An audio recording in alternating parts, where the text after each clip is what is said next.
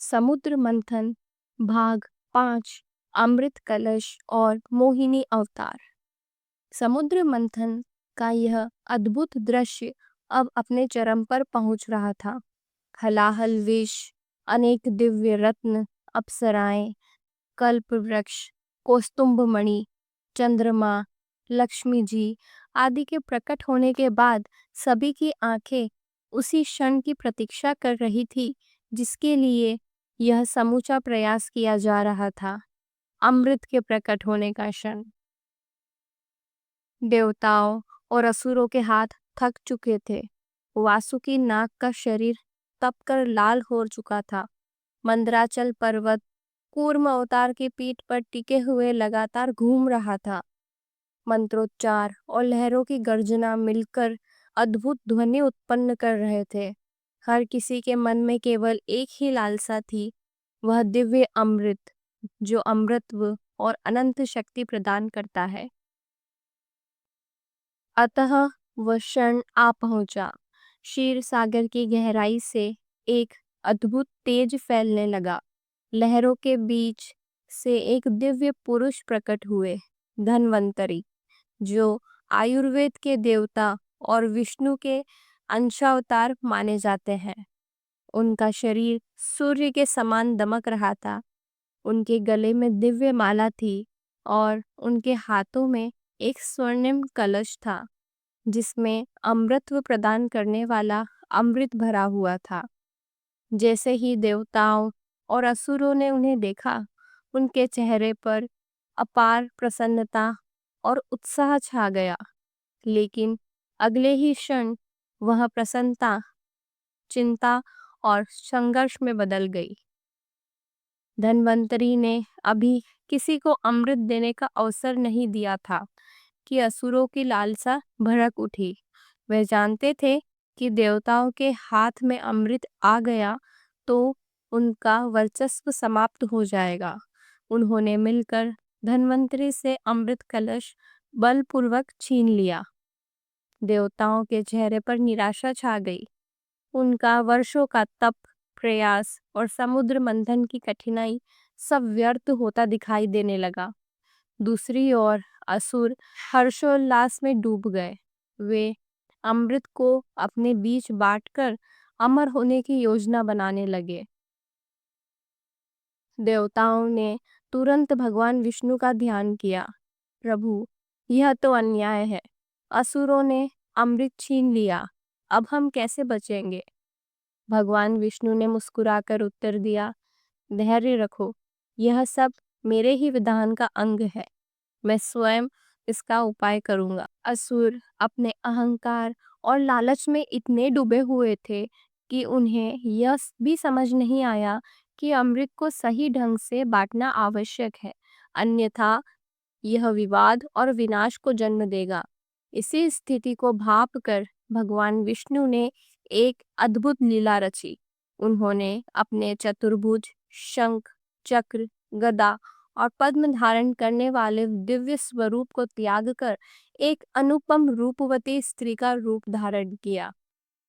यह थी मोहिनी, विष्णु का मायामयी अवतार। मोहिनी के रूप में विष्णु के सौंदर्य का कोई वर्णन नहीं कर सकता। उनके नेत्र शरद पूर्णिमा के चंद्रमा की भांति शीतल और आकर्षक थे। उनके अंग प्रत्यंग से दिव्य सुगंध फैल रही थी। उनके आभूषण रत्न जड़ित थे और चाल में ऐसी लय थी कि जैसे स्वयं ब्रह्मांड उनके नृत्य पर थिरक रहा हो। असुर जो अभी अभी तक अमृत को लेकर आपस में बहस और झगड़े कर रहे थे, मोहिनी को देखते ही स्तंभ रह गए। उनके हृदय में एक अनजानी शांति और आकर्षण पैदा हुआ। मोहिनी ने मुस्कुराते हुए असुरों को देखा और मधुर स्वर में कहा, हे बलशाली दैत्यों, तुम लोग आपस में झगड़ रहे हो। यदि अमृत को सही ढंग से नहीं बांटा तो उसका प्रभाव व्यर्थ हो जाएगा। यदि तुम चाहो तो मैं इसे बांट सकती हूँ। मैं निष्पक्ष रूप से इसे सब में वितरित कर दूंगी। असुरों को यह प्रस्ताव उचित लगा। वे उसके मधुर वाणी और अनुपम सौंदर्य के मोह में बंध गए। उन्होंने बिना किसी संदेह के अमृत बांटने का अधिकार मोहिनी को दे दिया। देवता विस्मय से यह सब देख रहे थे। उन्हें ज्ञात था कि यह स्वयं भगवान विष्णु की लीला है। मोहिनी ने अमृत कलश को अपने कोमल हाथों से उठाया। वह एक एक करके देवताओं की ओर बढ़ी और उन्हें अमृत पिलाने लगी। असुर मोहिनी के आकर्षण में इतने डूबे थे कि उन्होंने इस पर ध्यान ही नहीं दिया कि देवता पहले अमृत पी रहे हैं। जब तक असुरों को कुछ समझ आता, तब तक अधिकांश देवता अमृत पान कर चुके थे और अमर हो चुके थे। असुर अपनी भूल पर पछताए, लेकिन तब तक बहुत देर हो चुकी थी। कथाओं के अनुसार असुरों में से एक राहु ने वेश बदलकर देवताओं के बीच बैठकर अमृत पी लिया, लेकिन सूर्य और चंद्रमा ने यह देख लिया और मोहिनी को संकेत दिया। भगवान विष्णु ने तुरंत अपने सुदर्शन चक्र से राहु का सिर अलग कर दिया, परंतु अमृत के प्रभाव से उसका सिर अमर हो गया और वह राहु कहलाया, जबकि उसका धड़ केतु बना। तभी से राहु और केतु ग्रहों के रूप में स्थापित हुए, जो सूर्य और चंद्रमा को ग्रहण लगाते हैं। इस प्रकार भगवान विष्णु के मोहिनी रूप ने असुरों को उनके अहंकार और लालच का फल चखा दिया। अमृत अतः देवताओं को मिला और उनका वर्चस्व पुनः स्थापित हुआ। मोहिनी अवतार केवल एक लीला नहीं थी, बल्कि एक गहरा संदेश भी था। किसी भी कार्य में केवल बल और लालच पर्याप्त नहीं, बल्कि बुद्धि, संयम और समय पर सही निर्णय आवश्यक है। देवता धैर्य, विश्वास और श्रद्धा के साथ प्रतीक्षा करते रहे, इसलिए अतः अमृत उन्हें प्राप्त हुआ।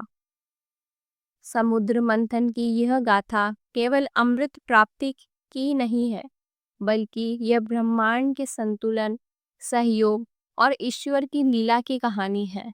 हलाहल विष से लेकर अमृत तक, रत्नों से लेकर मोहिनी तक, हर चरण यह बताता है कि कठिनाइयों के बाद ही शुभ फल प्राप्त होता है।